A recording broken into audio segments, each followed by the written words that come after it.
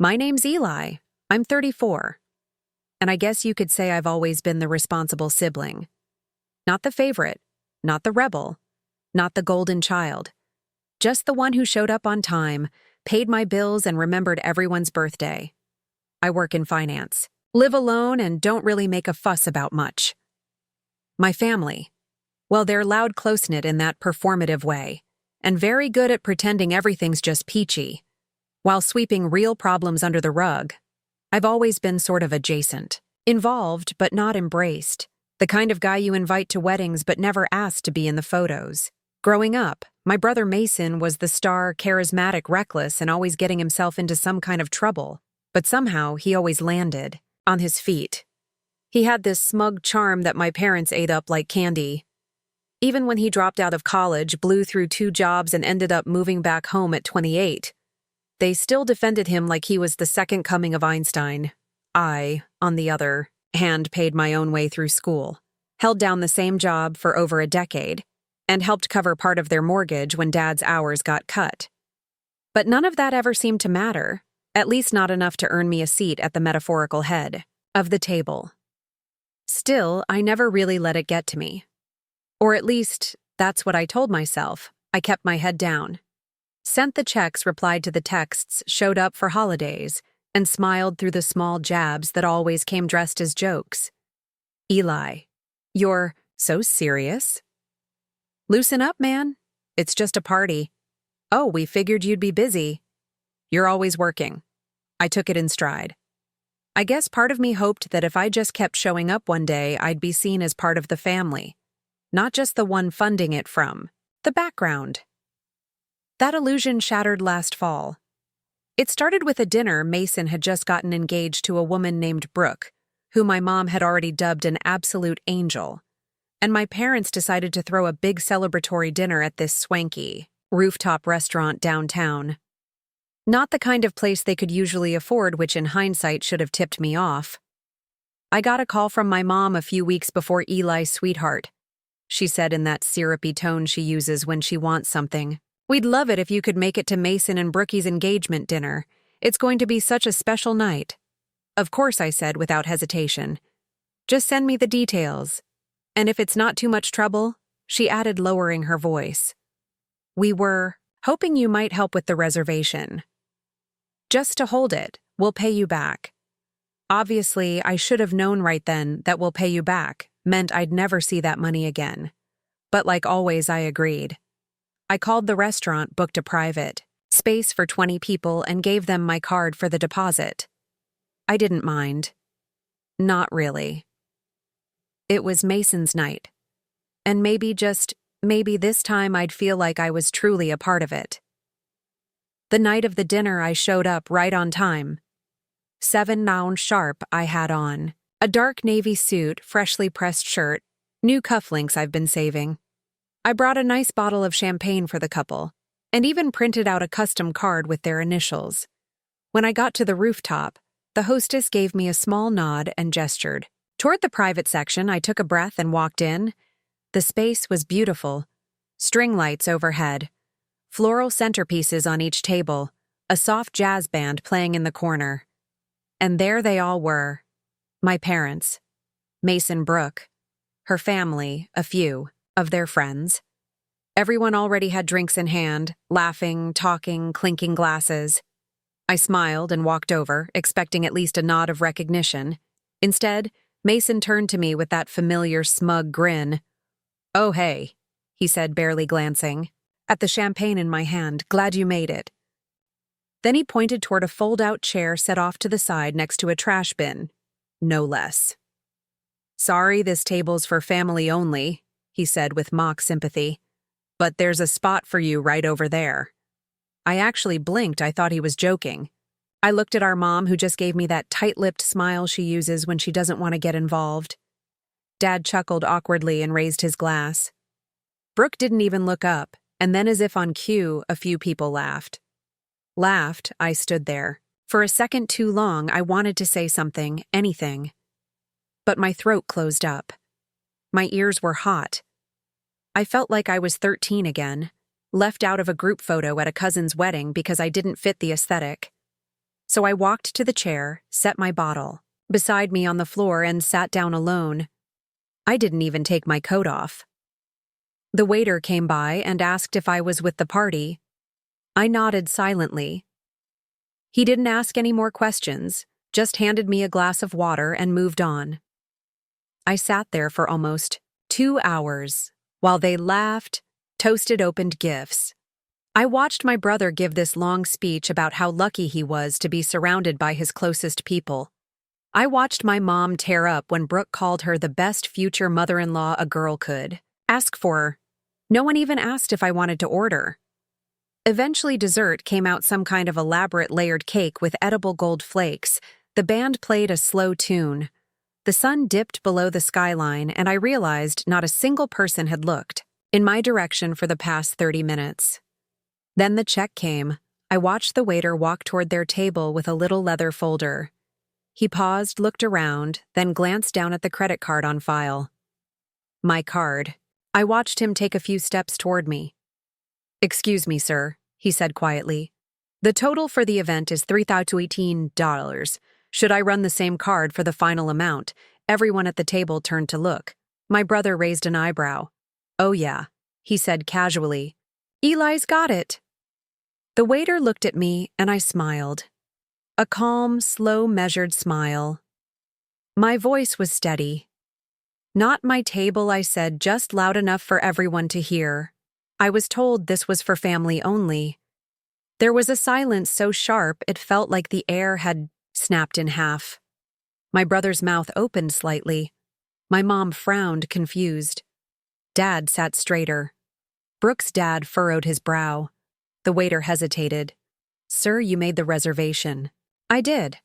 I nodded, and I paid the deposit. "But I'm not with them. I'm over here at the side table." I stood, slowly picked up my coat, and nodded toward the trash can where I belong, apparently. You could almost hear the collective thud of jaws hitting the floor. For a second, nobody moved. The waiter stood awkwardly between tables, holding the bill like it was radioactive. My brother looked like someone had just slapped him with a fish. My mother's eyes narrowed, flickering between me and the check, trying to figure out how this got away from her so fast. "Wait, Eli," she said, her voice low and slightly shaky. "What are you doing?" I shrugged. "Following the seating chart. Mom Mason said this table was for family only. I assumed that meant I wasn't included." I looked at the waiter. "I didn't eat. I didn't drink. I wasn't welcome, so I won't be paying." "Don't be ridiculous." Mason snapped, the smirk cracking into something uglier. "It's just a joke, man. Lighten up. You always take things so personally." The room had gone quiet. Even the jazz band seemed to be winding down to an awkward hum. All eyes were on me, and for the first time in years, I wasn't shrinking beneath them. "Yeah," I said slowly. "That's the problem." "You think everything's a joke as long as it's at someone else's expense?" Brooke looked confused, like she was only now realizing something serious was happening. Her father, a stiff man in a blazer who hadn't said much all night, gave Mason a sharp look. "You invited this man to your engagement dinner and sat him next to the trash can?" he asked, incredulous. Mason scoffed and glanced at my mom for support. She straightened up and forced a tight smile. "Let's not blow things out of proportion. Eli is just being dramatic. He's always been sensitive." I almost laughed. That was her usual excuse. Always.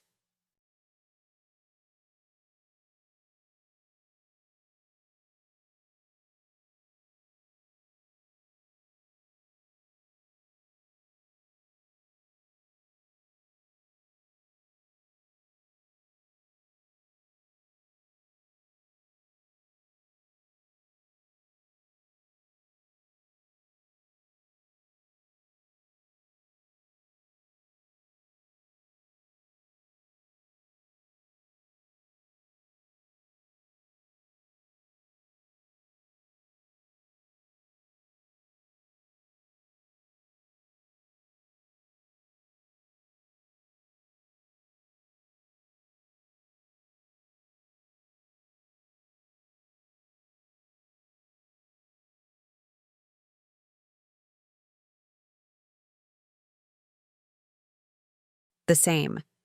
He's just sensitive. He's just tired. He's just overreacting. Any way to avoid admitting something cruel had happened and that they allowed it. The waiter cleared his throat. Sorry to interrupt again, but the restaurant needs to process the bill before we close the tab on the private space. If the card on file won't be used, I'll need an alternate. Silence. I turned and started walking toward the elevator.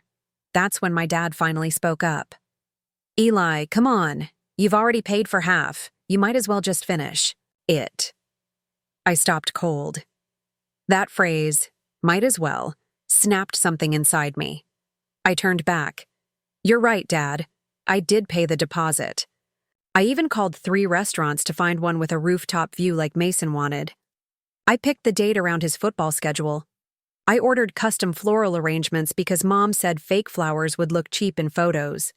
I paid the $500, non-refundable deposit without blinking, and I showed up on time, alone, in a suit to support my brother.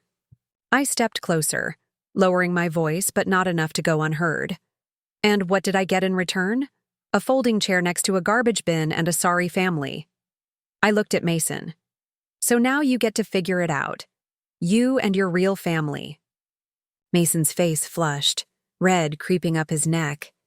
He stood, trying to puff himself up, but it only made him look more ridiculous. You're making a scene. No, I said. I'm drawing a line. Then I walked away. I didn't even wait for the elevator. I took the stairs, each step pounding with adrenaline and disbelief that I'd actually done it. Outside, the night air hit me like a slap, sharp and bracing. I loosened my tie and kept walking. I didn't know where I was headed, but I knew I wasn't going back. I thought maybe that would be the end of it. A bold exit, a few awkward apologies later, maybe even a half-hearted attempt to sweep it under the rug. But what I didn't realize was how far the fallout would go. Later that night, long after I got home, still in my suit, still holding that unopened bottle of champagne like a ghost limb, my phone lit up. First, a text from Mason. Dude, seriously, you couldn't have just paid the check and talked to me after? Then one from Mom. You embarrassed us in front of Brooke's entire family. Was that your goal? Revenge? Then a call from an unknown number. It was Brooke. Hi, she said, her voice softer than I'd ever heard. I know we don't really talk, but can I ask you something? Sure, I said cautiously. Did you really pay for everything? The deposit, the flowers, all of it? I paused. Yeah. Silence on the other end. Then they told my dad you offered to, that it was your idea. That stopped me cold. I never offered, I said slowly. They asked? Yes. I didn't expect anything back, but I definitely didn't do it for show. Brooke sighed. Well, my dad's furious. He thought you volunteered as a kind gesture, but now he's saying he wouldn't have agreed to the restaurant if he'd known it was being paid for by someone they basically shoved in the corner. I said nothing. Mason and your parents made him look like a fool. Another pause. I'm not calling to get involved, she added quickly. I just thought you should know. I thanked her, and we hung up. But the fallout had just begun. Over the next few days, things escalated faster than I expected, and not how my family probably thought. It started with the group chat. You know, the big family thread that usually lights up around birthdays and holidays with recycled gifts, blurry food pics, and Happy Friday texts from my aunt. I hadn't heard a word since the dinner night, but suddenly it roared back to life. Mom, Eli, we need to talk. Call me when you have a minute. Mason, you seriously messed things up with Brooke's family. You owe us a fix. Dad, this is getting out of hand. Just apologize and let's move on. I didn't reply. It wasn't just about the chair. It wasn't even about the bill. It was everything before. Years of being treated like the emergency. Contact, the designated driver, the backup wallet. And now that I'd finally said no, they didn't know what to do with me. What made it worse or maybe better, depending on how you look at it, was Brooke's father wasn't the type to let humiliation slide. From what I learned through Mason's mutual friend Trent, who'd always been nicer to me than most, Mr. Whitaker had a meltdown the night after the dinner. He'd paid for Brooke's private schooling, helped her start her marketing firm, and gone out of his way to plan a smooth, elegant engagement season, only to find out the groom's side lied about who paid for the venue, treated their own family member like trash, and stuck him with half the drinks bill after I refused to pay the rest. According to Trent, Brooke's dad said something at brunch the next day like, "If this is how they treat their own blood, what happens when you marry into it?" Ouch. The fallout hit Mason like a freight train. Wedding planning paused. Brooke retreated to her condo for a mental reset, and the Pinterest boards vanished. My mom, in damage control mode, sent me a long email. Not a text, not a voicemail, an actual email. The subject line read, "Please." The body was 5 paragraphs of sugar-coated manipulation about how she never meant to hurt me, how she didn't realize I felt excluded, and how it would mean so much to the family if I'd just be willing to sit down with Mason and smooth things over. But nowhere in that letter was the word sorry. Just, "We didn't realize. You misunderstood. Let's not let one silly night destroy the bond we've built."